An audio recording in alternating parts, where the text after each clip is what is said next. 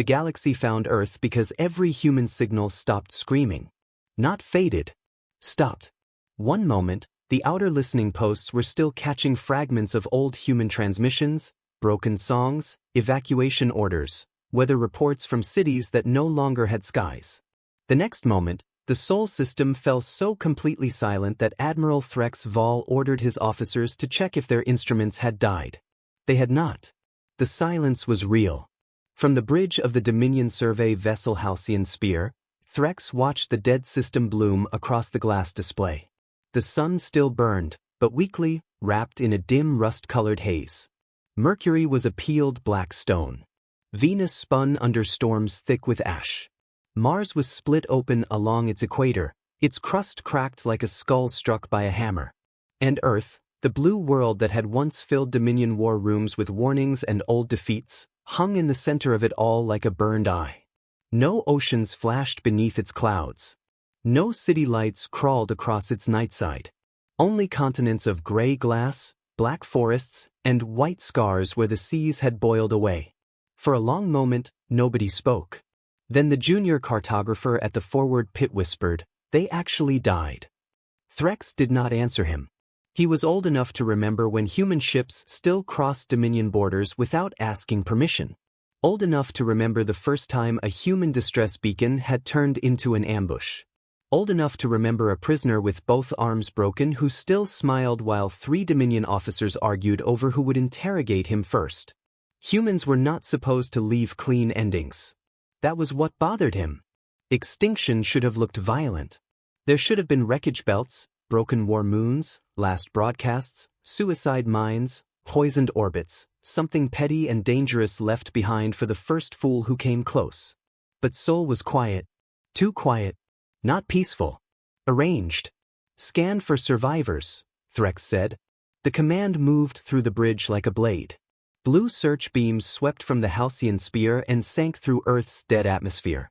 The ship searched ruined megacities, collapsed bunkers, ocean beds crusted into salt deserts, orbital debris fields, and the old lunar colonies. Nothing answered. No breathing bodies. No active machines. No heat signatures larger than volcanic bleed. Only bones. Millions of them. The first full image came from the moon. A valley of white skulls lay beneath a cracked human monument, arranged in rows so perfect they looked less buried than placed. Some wore fragments of military armor. Some were small. Some had been set facing Earth, empty sockets turned toward the planet as if even the dead had been ordered to keep watch. A communications officer swallowed hard. "Admiral, the whole moon is a cemetery." Threx stepped closer to the glass. The display shifted again, showing Mars. Its canyons had been carved into memorial trenches. Earth's continents were webbed with black grave fields so large they were visible from orbit. Every nation, every city, every battlefield had become part of one vast burial pattern, a geometry of death wrapped around the planet. At last, Threx allowed himself to breathe. "Broadcast to High Command," he said.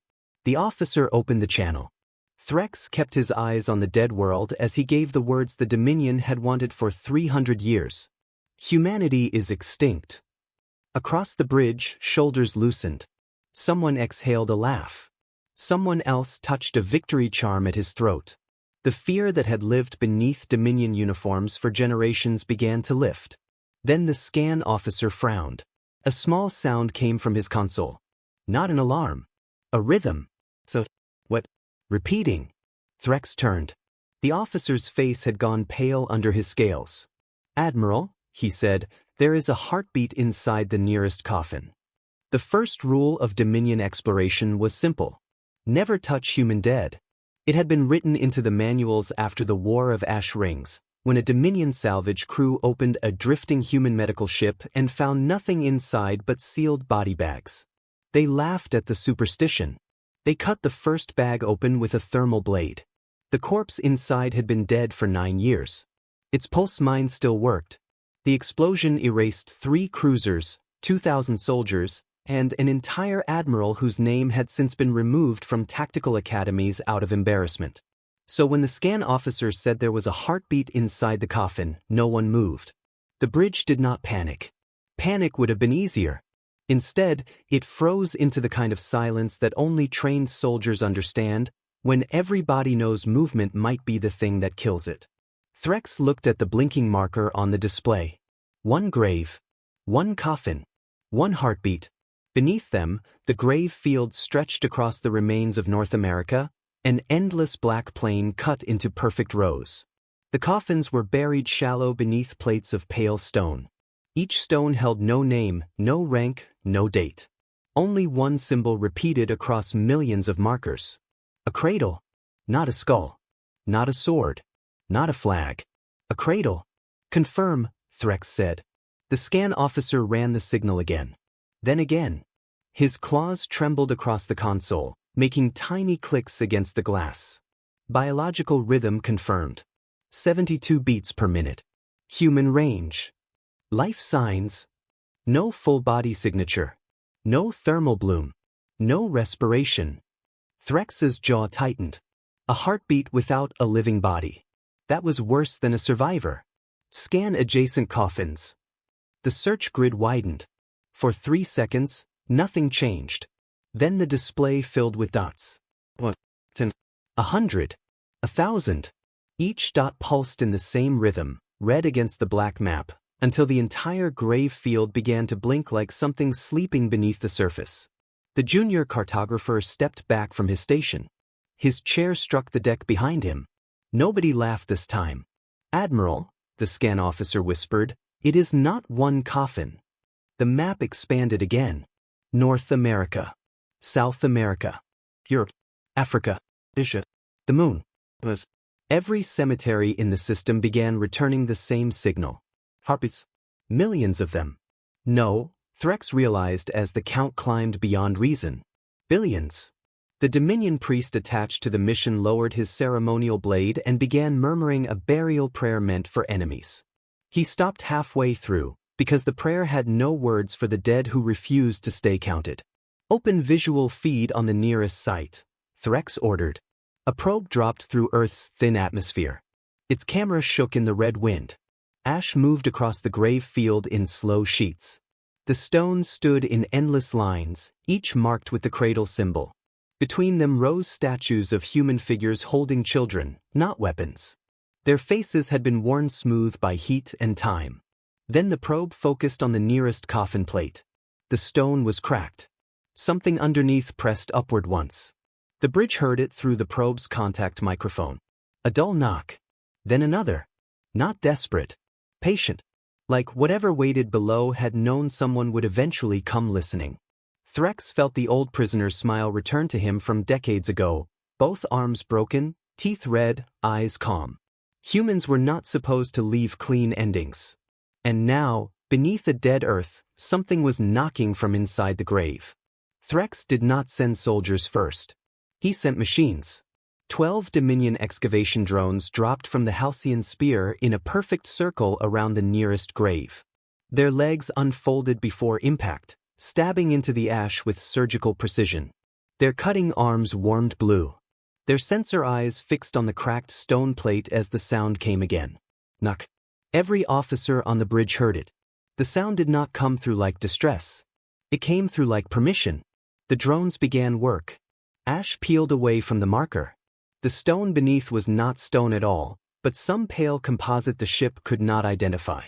It had survived atmospheric burn, radiation, tectonic shift, and centuries of exposure without losing the cradle symbol carved into its surface. The first drone touched it with a cutting beam. The beam died. Not reflected. Not absorbed. Its light vanished at the point of contact, as if the material had refused the concept of being cut. "Try mechanical separation," Threx said. The drone extended 4 claws and gripped the edges of the plate. For a moment, nothing happened. Then the entire grave opened by itself. The stone split down the middle with a slow, clean breath of pressure. White vapor rolled out across the ash. The probe's camera blurred, cleared, and revealed a chamber beneath the ground lined in black metal and frost. Inside lay a human body.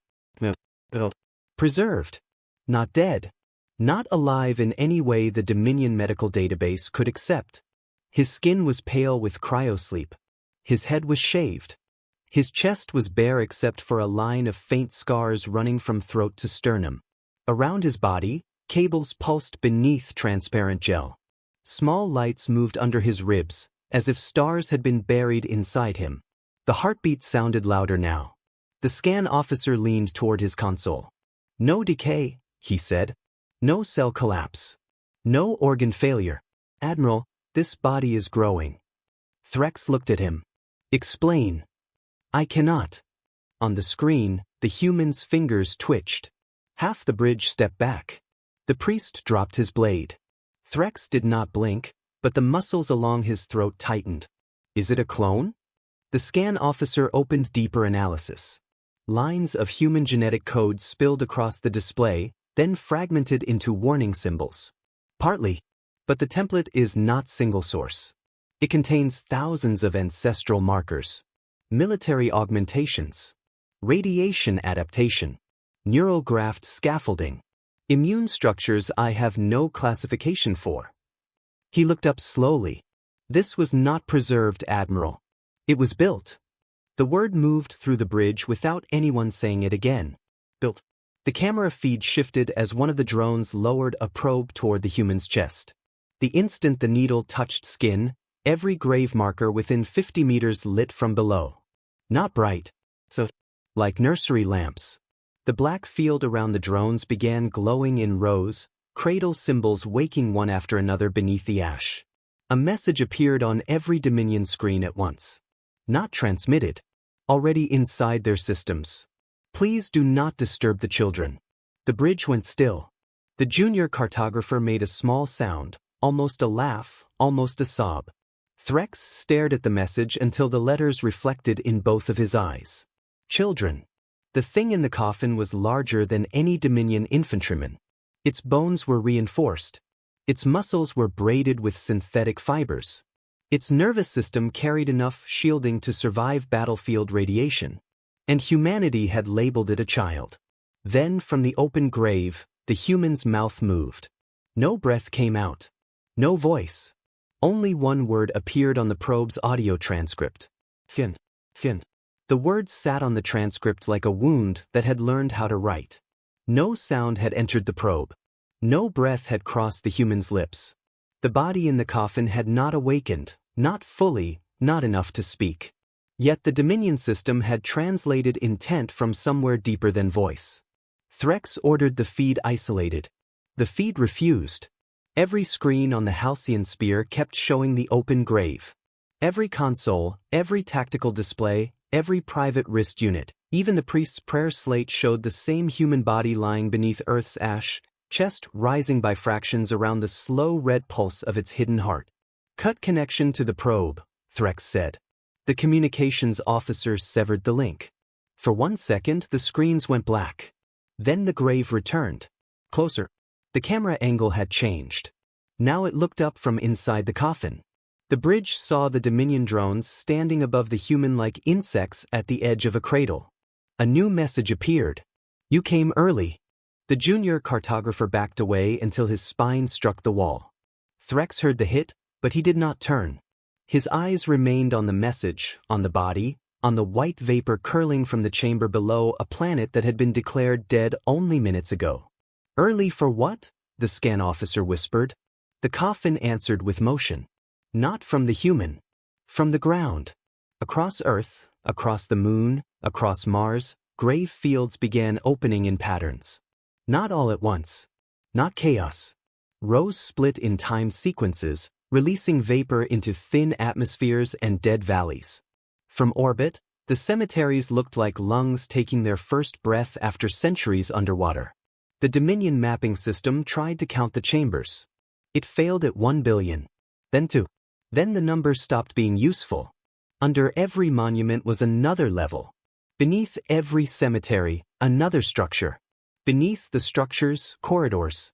Beneath the corridors, heat grids, nutrient oceans, gene libraries, armored nurseries stretching for kilometers below the scorched crust. Earth's graveyards were only doors. Mars was worse. The cracked red planet was not split by old war damage. It had been opened deliberately. Its equatorial wound contained vertical cities buried under the crust, each one lined with stacked cryowombs, each one feeding power into something deeper near the core. The moon showed less biology. More weapons. Threx watched the lunar skull valley unfold into launch shafts hidden beneath bones. Human remains lifted on mechanical platforms and slid aside with obscene gentleness, revealing black cannons aimed not at the sky but at orbit. At him. "Admiral," the tactical officer said, voice flat with discipline that was beginning to fail, "those weapons are locked onto every vessel in our formation." "How many active?" The officer stared at the count. "All of them." The priest began his prayer again, but this time there was no structure to it. Just pieces. Names of gods. Old protections. Childhood words. Threx ignored him. Humans had not hidden from extinction. They had staged it. They had built a corpse large enough for the galaxy to believe. Burned planets. Arranged bones. Silent cities. Monuments. Graves. A whole solar system dressed as a funeral. And the Dominion had walked into the burial chamber carrying lights. Another message appeared on the screen. "Do not wake them with fear." Threx felt something cold move under his ribs. Because in the open coffin below, the human's eyes had begun to move beneath the lids. Not waking yet. Dreaming. And every weapon on the moon followed the tiny tremor of the Admiral's ship. Threx should have retreated. Every doctrine, every instinct, every scar in his memory told him to pull the Halcyon spear out of Sol and burn the coordinates from Dominion space. The dead system was not dead. The graves were not graves. The silence was not silence. It was a held breath. But retreat required admitting that humanity had beaten them without standing up. So Threx did the thing Dominion commanders had done for centuries when fear entered the room. He mistook obedience for control. "Deploy ground containment teams," he said. No one answered at first. Then the tactical officer looked up from the lunar weapons feed. "Admiral, the moon has firing solutions on every ship. Then we do not appear hostile." The words sounded reasonable until they entered the air. Below, 6 Dominion shuttles detached from the formation and descended toward the North American grave field. Their hulls bore white diplomatic markings. Their weapons stayed sealed. Their crews carried medical scanners, containment foam, and ceremonial flags meant for first contact with surviving populations. Threx watched them fall through the ash clouds. None were shot down. That made it worse. The shuttles landed between rows of glowing cradle stones. Their ramps opened. 48 Dominion soldiers stepped onto Earth with their rifles pointed down, boots sinking into gray dust made from cities, forests, and the last weather of a dead world.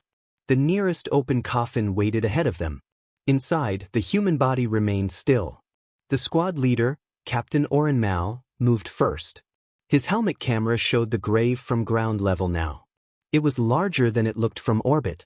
Not a coffin. A chamber. The human inside could have stood nearly 8 feet tall, but the face was calm, almost young, as if whatever had been grown there had not yet been taught pain. Oren stopped at the edge. His breathing filled the channel. "Admiral," he said, "there are carvings inside the chamber. Read them." Oren lowered his light. Words covered the inner wall beside the sleeping human. Not Dominion. Not trade script. Human language, translated letter by letter. "For the child who wakes after you are not revenge. You are continuation. Do not hate first. Ask who opened the door." The bridge listened without moving. Oren read the words again, slower this time, as if the first reading had not been allowed to mean what it meant. Threx felt his mouth go dry. Not revenge. That was not mercy. That was instruction. A second soldier scanned the chamber's lower cavity and found a sealed compartment beneath the human spine. The medical display unfolded its contents in layers. Memory archives. Combat reflex libraries. Language packs. Names. Billions of names. Not just soldiers. Farmers. Mothers. Engineers. Prisoners. Children. Entire bloodlines compressed into inheritance code and buried under cemetery soil.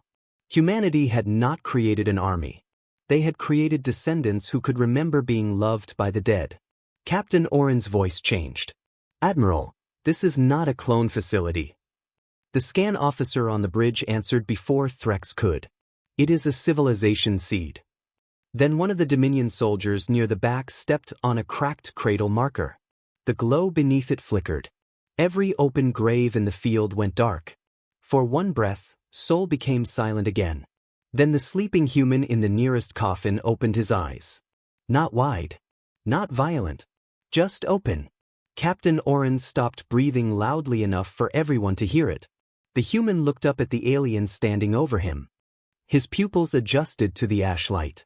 The first thing he saw was not Earth. Not the sky. Not the ruins. An invader. A child born into a grave, taught not to hate first, stared at the species holding a rifle above his cradle. And somewhere under the entire planet, billions of other hearts changed rhythm to match his fear. The first awakened human did not attack. That was what broke the soldiers first. Not violence. Restraint. He lay beneath them in a chamber built by the dead, muscles trembling as ancient systems flooded his blood with heat. Frost cracked across his shoulders. Gel drained from the cables under his ribs. His fingers curled once against the black metal beneath him, not into a fist, but into the shape of someone trying to understand what hands were for. Captain Oren Mal raised one palm. "Do not move," he whispered to his squad. The human heard the words. His eyes shifted. The translation implant in Oren's helmet clicked twice, trying to map the human's expression into threat categories. It failed. The display offered 3 possibilities, then deleted all of them. Confusion. Recognition. The human looked at the cradle symbol carved above him. Then at the ash sky beyond the open grave. Then at the rows of stones stretching in every direction. His mouth opened. The first breath scraped out of him like sand moving through a broken door. "Who opened it?" he asked. Oren's squad went still. On the halcyon spear, Threx gripped the edge of his command rail until the metal clicked beneath his claws. Nobody answered. The human turned his head toward Oren again. His voice was raw, but the words were clear. "Who opened the door?" Oren swallowed.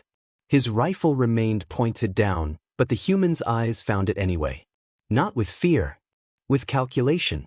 With the terrible speed of a mind waking already trained to survive the worst possible answer. Oren lowered the rifle completely. "We did," he said. The human blinked once. Around them, the grave field began to change. The darkened cradle markers lit again, but not softly now. Each one pulsed in response to the first awakened body. Under the soil, machines stirred. Nutrient rivers reversed direction. Cryochambers unlocked in deeper layers. Far below, the civilization seed interpreted one thing from the surface encounter. The children had awakened under foreign weapons. The moon responded before any human did. Its buried cannons opened their black mouths toward the Dominion formation. No warning shots. No energy bloom. No theatrical charge. Just targeting locks appearing across every Dominion vessel at once, each one placed not at the hull, but at engines, life support, command decks, and escape routes. Surgical. Patient. Threx saw the firing solutions and understood the message without reading one. Humanity could kill them. It was choosing not to. For now. Then the human in the coffin lifted one hand and touched the inside wall where the words had been carved for him. "You are not revenge. You are continuation. Do not hate first. Ask who opened the door." His fingers rested there. The tremor in his body slowed. Oren's helmet camera caught the moment his face changed. Not softer. Not kinder. Something worse. Focused. The human sat up. Every Dominion soldier stepped back. He looked past them, across the grave field, toward the ruined horizon where Earth's dead forests stood like black ribs against the red sky. "How long?" he asked. Oren did not understand. The human turned toward him. "How long were we asleep?" Oren's throat worked. 312 years since the final human transmission. The human closed his eyes. For one second, his body seemed too heavy to hold its own future. Then another grave opened. Then another. Then 1,000. Across Earth, the dead began sitting up. The Dominion formation did not fire. Not because it had chosen mercy. Because every weapon system on every ship had gone blind. Targeting displays showed Earth as empty space. The moon vanished from tactical maps. Mars became a harmless mineral body with no heat signatures, no launch shafts, no buried cities. The grave fields disappeared under false terrain overlays so perfect that the Halcyon Spear's computers began arguing with their own live cameras. The machines could see the humans. The weapons could not. Threx understood then that the first trap had never been the coffins. It was the assumption that dead things no longer defended themselves. On Earth, Captain Oren Mal stood between his soldiers and the first awakened human as the grave field opened around them. Coffin after coffin split beneath the ash. Pale bodies sat up into red wind, each one dragging its first breath out of history. Some were young. Some looked old before they had lived a single day. Some wore bodies built for war. Some were smaller, thinner, carrying no visible augmentation at all. That frightened Oren more. Humanity had not buried only soldiers. It had buried a people. The first awakened human climbed from his chamber unsteadily. His knees nearly failed when his feet touched Earth's ash.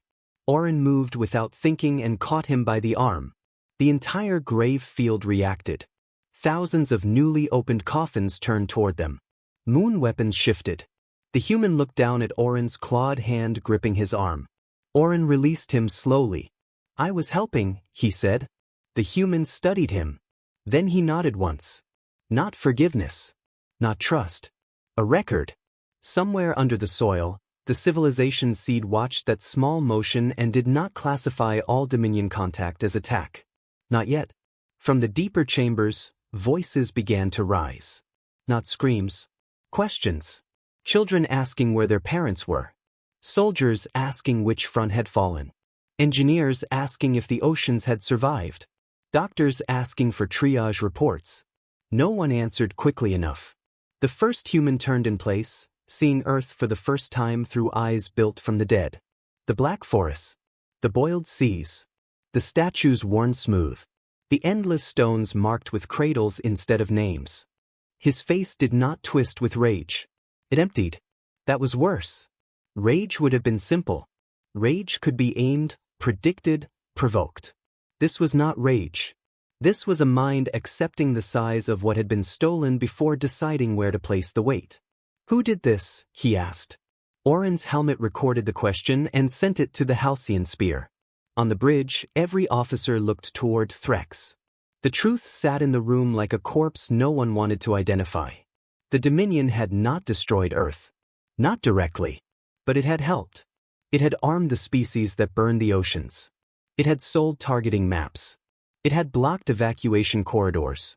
It had watched human systems die because a dead humanity was easier than a wounded one. Threx could have lied. The human communication systems were barely awake. The ground teams were isolated. The Dominion fleet still had distance, mass, and numbers. Then the first awakened human looked up. Not at Oren. At orbit. Straight through the clouds. Straight at the Halcyon Spear. Threx felt the gaze before the cameras confirmed it. The human knew. Not because someone told him. Because humanity had buried memory inside the bodies. Billions of dead names stirred under Earth, and they remembered who had stood aside while the cradle was built from ashes. The truth did not arrive as confession. It arrived as silence. On the Halcyon Spear, Admiral Threx Vaal looked at the awakened humans staring up from the grave field and found that every prepared sentence had died before reaching his mouth. He had commanded massacres. He had negotiated surrender terms over burning moons. He had watched cities disappear from tactical maps and called it necessary balance. But this was different. This was not an enemy demanding justice. This was a child of extinction asking who had helped murder the world that made him. The first human lowered his eyes from orbit and turned back to Captain Oren Mal. "Did your people burn the oceans?" he asked. Oren's voice came out small. "No." The human waited. The word had not been enough. Oren looked toward the black horizon, toward the rows of opening coffins, toward the thousands of faces learning grief before they learned their own names. "But we helped the ones who did." Across the grave field, no one moved. Even the wind seemed to lose courage. The first human closed his eyes. Under Earth, the civilization seed received the answer. It passed through buried cities, memory vaults, gene libraries, nursery corridors, and the sleeping millions still waiting below. It did not translate the confession into rage. It translated it into sequence. The moon fired first. Not at the Dominion ships. Around them, black beams cut through the void with impossible precision, carving a prison of dead space around the fleet. Engines failed without exploding. Jump cores cooled into useless metal. Communications opened and transmitted only one image to Dominion High Command. Not burned from orbit. Not dead. Waking. On Mars, the equatorial wound unfolded. Armored towers rose from the red planet's split crust, carrying launch cradles filled with newborn human vessels. They were not sleek. They were not beautiful. They looked grown instead of built, ribbed with bone-white armor and black engines pulsing like hearts. The Dominion officers watched their maps refill with things that had been there all along. Threx took one step back from the glass. For the first time in his life, no command improved the situation. On Earth, the first human stood alone among the cradles. His body still shook from birth. Frost still clung to his skin. Ash stuck to his bare feet. He looked less like a weapon than something unfinished, something the dead had trusted with tomorrow because they had run out of themselves. Captain Oren removed his rifle from its sling. Every awakened human near him turned. Slowly, Oren placed the weapon on the ground between the graves. Then he stepped away from it. One by one, his soldiers did the same. Above them, Threx watched the act spread through helmet feeds. 48 rifles laid down in the ash. 48 Dominion soldiers standing unarmed before the children of a species they had helped erase. The first human looked at the weapons. Then at Oren. "You opened the door," he said. Oren lowered his head. "Yes." The human's eyes moved across the grave field, across the frightened aliens, across the sky where the fleet hung trapped inside a cage made by the moon. Then he said, "Then you will witness what comes through it." No speech followed. No cheer. No anthem rose from the dead cities. The graves kept opening. A woman with silver wires under her skin climbed from a chamber and touched the ash as if confirming Earth was real. A child-sized body sat up inside a coffin and began crying without understanding why. An old-faced engineer pulled memory cables from his spine and looked toward Mars as if he already knew which machines needed waking. Millions of humans rose quietly. That was the part Threx could not endure. Not the weapons. Not the trap. The quiet. An empire had spent 300 years teaching itself that humanity had ended in fire.